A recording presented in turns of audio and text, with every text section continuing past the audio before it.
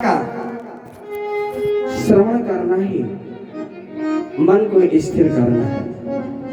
याद रखना, कथा कथा होना चाहिए, नाच गाना नहीं होना चाहिए। कथा का काम है, कथा का सिद्धांत है मनोभंजन, मन का नाश करना, जीवन के परिश्रम को मिटाना कथा का काम है। जो कथा जीवन के परिश्रम को नहीं मिटाती, विश्राम नहीं देती, वो कथा नहीं है, वो व्यथा है।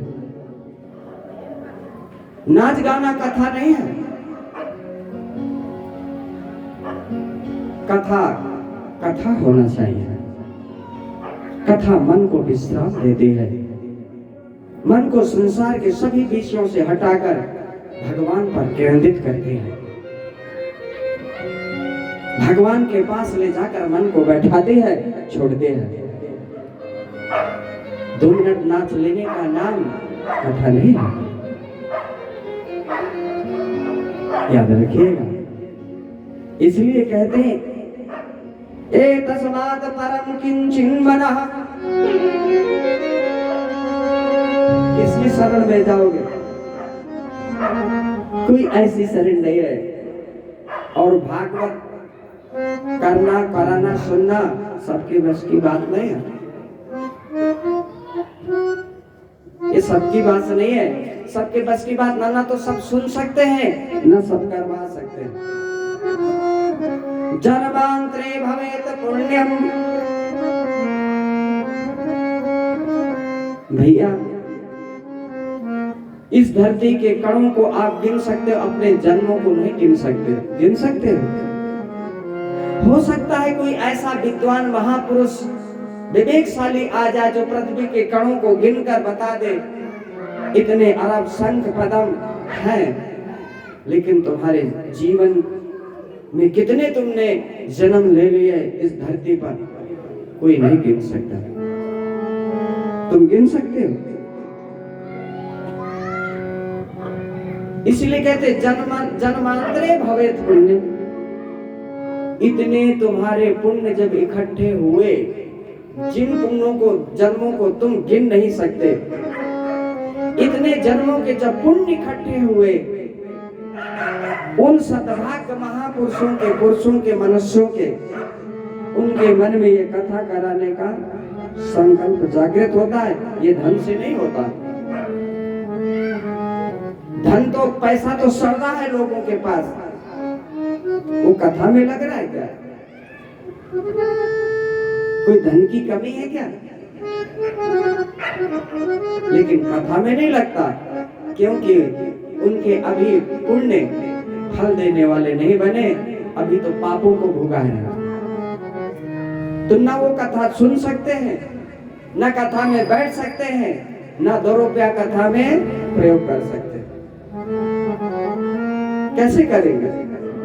उनका प्रारब्ध डंडा लेके खड़ा है, चौकीदार बना, वो डंडा दिखा रहा है, कुत्ता बेचारा पीछे हट जाता है डंडे को देख। यही हमारी और तुम्हारी भी स्थिति है। जन्मांतरे भवेत पुण्यम तदा भागवतम। क्या सुंदर बात। अब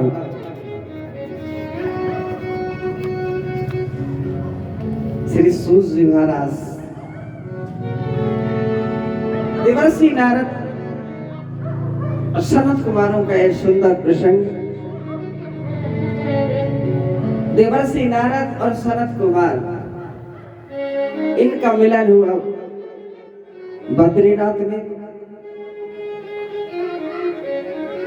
बद्रीनाथ में देवर्षि नारद क्यों गए? जब जीवन में कोई समस्या आती है जिसका समाधान नहीं होता, तो गुरुवर के चरण दिखाई देते हैं। चलो गुरु दरबार में समस्या का समाधान मिलेगा। देवर्षि नारद एक ऐसी समस्या में फंसे जिसका समाधान दुनिया में कहीं नहीं दिखाई दे रहा था।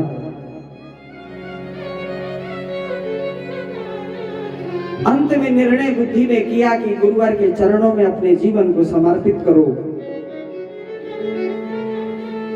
गुरुवर के चरणार बिंदु से मेरी समस्या के समाधान का सूर्य उदय होगा। चलो,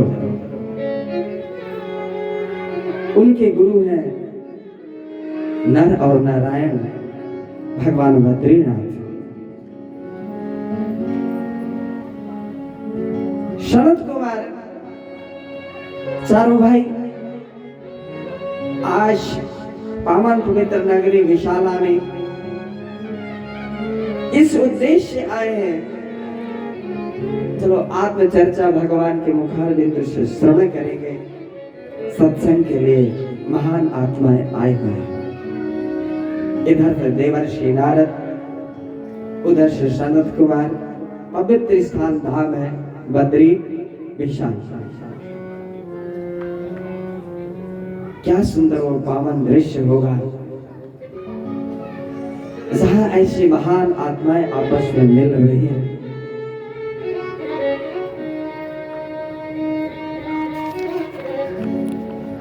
कथम ब्रह्मदीन मुखा कुतश्चिंता तुरो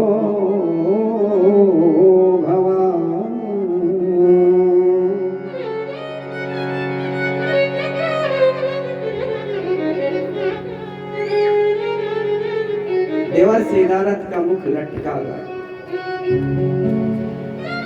एक समस्या व्यक्ति के जीवन का सर्वनाश करती है। एक समस्या, जहर का एक बूंद जीवन की लीला को समाप्त करने के लिए पर्याप्त है। देवर्षि नारद सनत कुमारों के जो सम्मुख झांकी प्रस्तुत हुई, सनत कुमारों ने जब देवर्षि नारद के इस झांकी का दर्शन किया,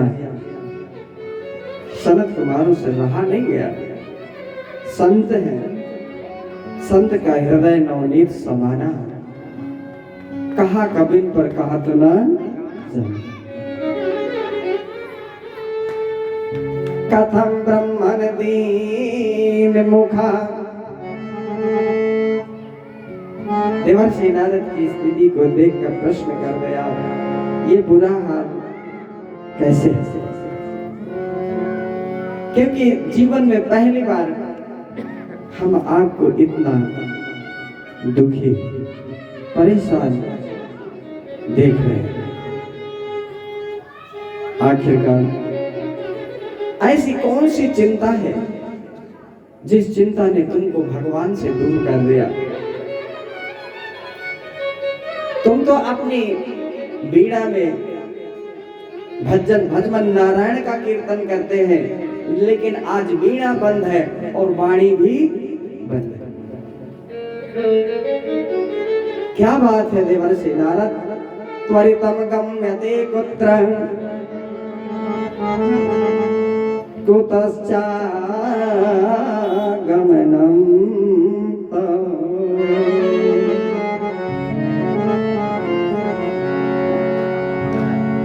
इतनी जल्दी जल्दी जब व्यक्ति दुखी होता है तो सांस बहुत जल्दी जल्दी चलते हैं, सांस बहुत गर्म होती है। अब धोकनी इतना पंखा चल रहा है कि सांस ऐसी गर्म निकल रही है कि सनत कुमारों में गर्मी लग रही है। कहाँ? बद्रीनाथ में। सनत कुमारों ने सोचा इतनी गर्मी देवर्षि नारद की कि बर्फ भी पिघल रही है।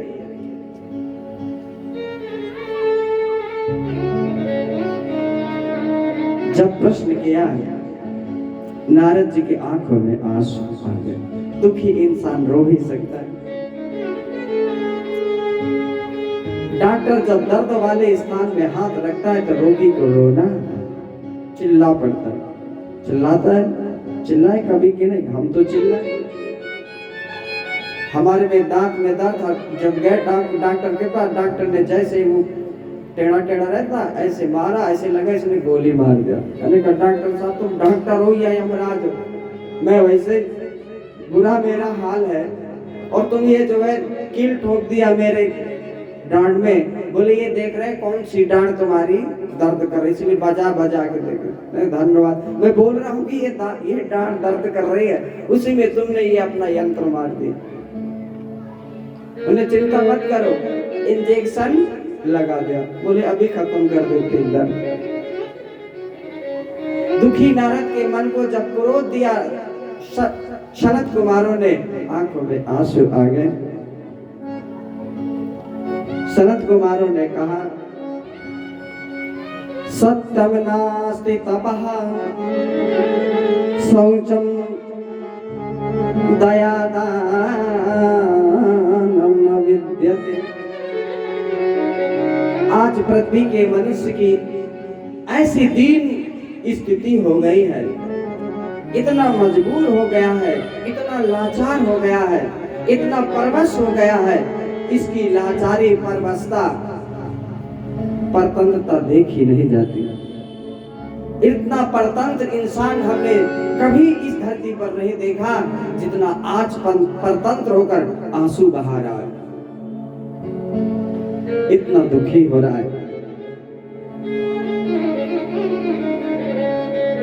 सत्यम नास्ति तपः शौचम दयादानं न विद्यते। ये जीवन का आभूषण है। जैसे एक स्त्री सोने और चांदी के गहने को शरीर में धारण करके सुंदर लगती है ना। जब स्त्री सोने और चांदी के आभूषणों को अपने शरीर में सुसज्जित करती है, धारण करती है, ऐसे सोने और चांदी के गहनों से सुसज्जित स्त्री ऐसी लगती है जैसे अप्सरा। कैसी लगती है? अप्सरा। ये कभी कभी लगती है, हमेशा नहीं लगती। अप्सरा लगती है। इसी प्रकार मनुष्य जीवन के आभूषण है। मनुष्य देवता लगता है, मनुष्य भगवान लगता है। जैसे एक स्त्री अपने आभूषणों को धारण करके एक जो है उर्वशी अप्सरा की भांति प्रतीत होती है, इसी प्रकार ये मनुष्य जब ये आभूषण धारण करता है तो मनुष्य नहीं रहता, देवता बन जाता है। देवता से भी आगे भगवान बन जाता है। कौन? सुने, सत्यम नास्ति तपः शौचम दयादानं न विद्यते। इसलिए तुम परतंत्र हो, इसलिए तुम दुखी हो और हम भी दुखी, क्योंकि मनुष्य ने अपने आभूषणों को छोड़ दिया, इंसान ने अपने आभूषणों को छोड़ दिया। जैसे कैकेयी ने अपने आभूषणों को छोड़कर जाके कहां बैठ गई? उपग्रह में। और जब राजा दशरथ जी गए, राजा दशरथ अपनी पत्नी जो नेत्रवती पत्नी को देखते थे, खुशी होते थे, आज डर गए। पत्नी तो वही है, कोई पत्नी बदली है क्या? लेकिन आज भयावह स्थिति, दशरथ देखते ही डर गए, आगे जाने का साहस नहीं हुआ। पत्नी तो वही है। जरा देखें, दृश्य पर्दा गिरते ही दृश्य बदल गया। इसलिए आज मनुष्य लाचार है। प्रयास करो, इन आभूषणों को अपने जीवन में धारण करो। सत्यम दयादानं शौचम तपम। इनको अपने जीवन के आभूषणों को अपने जीवन में धारण करें, श्रृंगार करें। सभी प्रकार की बेड़ियां तुम्हारे जीवन से टूट जाएंगे, हट जाएंगे। कोई स्थान, कोई जगह, कोई घर आपको रोने के लिए नहीं मिलेगा। कोई इंसान, अभी तो इंसान बिच्छू की भांति डंक मारने के लिए बैठा है। जब इस तरह का आभूषण जब वही स्त्री कैकेयी ने आभूषण धारण कर लिया और राजा दशरथ के सामने प्रस्तुत हुई, उनका भय खत्म हो गया। भय कब तक है हमारे और आपके जीवन में? जब तक आपने अपने जीवन को संग्रहित नहीं किया है, आभूषण धारण नहीं किया है। इसलिए सत्य को आने दो, दुख सहने की क्षमता को बढ़ाओ, जीवन में अधिक से अधिक पवित्र बनने का प्रयास करो, दूसरे पर दया करो और भगवान के लिए अपनी कमाई से कुछ आगे बढ़ा। सब बैंक में मत जमा करो, क्योंकि बैंक यहीं रह जाएगा। यहाँ से कोई मनी ऑर्डर जाने वाला है व्यवस्था, कोई चेक की व्यवस्था, सबका सब छोड़ के चले जाओगे, व्यवस्था कुछ नहीं। सब बाद में पछताना पड़ेगा, रोना पड़ेगा, व्यवस्था कुछ नहीं है। करोड़ों यही रह जाएंगे, आप अकेले जाओगे, वहां आपको खड़े होकर मुकदमा स्वयं लड़ना होगा। वहां का मुकदमा कोई वकील नहीं लड़ेगा, वहां का मुकदमा तुम्हें स्वयं लड़ना होगा। कैसे लड़ोगे जरा सोचो, कोई तैयारी की है क्या? मुकदमा लड़ने की कोई तैयारी की है क्या? कोई पढ़ाई लिखाई की है क्या? नहीं किया। काल कोठरी में बंद किए जाओगे, मुकदमा हार जाओगे। ना पैसा काम आएगा, न दौलत काम आएगी, या सब यही तिजोरी में बंद रह जाएगी। तूने जो कमाया है दूसरा ही खाएगा, क्या तू लेके आया जग में, क्या तू लेके जाएगा? क्या तू लेके आया जग में, क्या तू लेके जाएगा? क्या तू लेके आया जग में, क्या तू लेके जाएगा? तूने जो कमाया है, तूने जो कमाया है दूसरा ही खाएगा, क्या तू लेके आया जग में, क्या तू लेके जाएगा? क्या तू लेके आया जग में, क्या तू लेके जाएगा?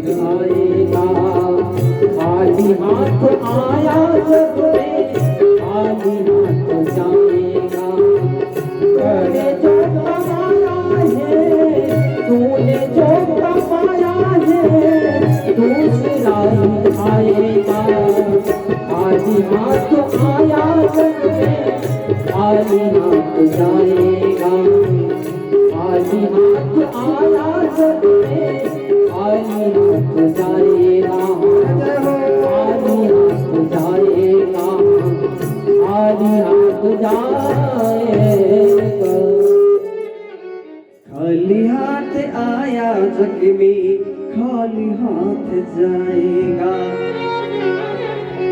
नन्हे बच्चों को कमा कर पाप भोगने जाएगा। नन्हे मुन्नों